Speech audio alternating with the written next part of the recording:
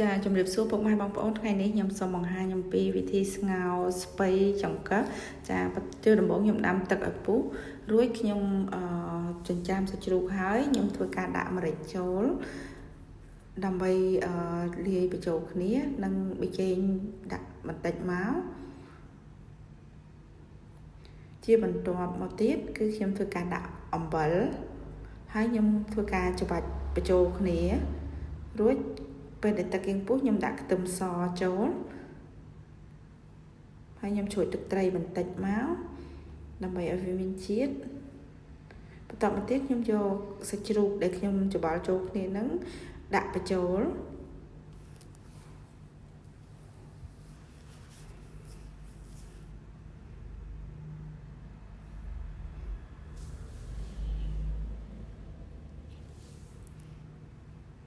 ខ្ញុំធ្វើការដាក់បញ្ចូលរហូតដល់តែអស់សាច់ជ្រូក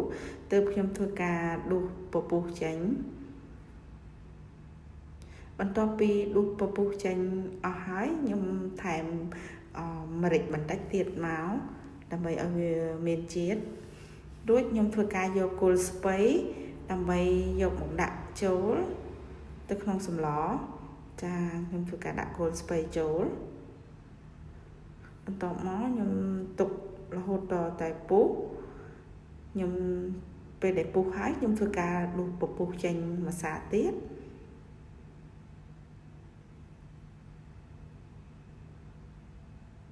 បន្ទាប់ពីខ្ញុំដួសពពុះអស់ហើយខ្ញុំយកស្លឹកស្ពៃយកមកដាក់ចូលម្ដង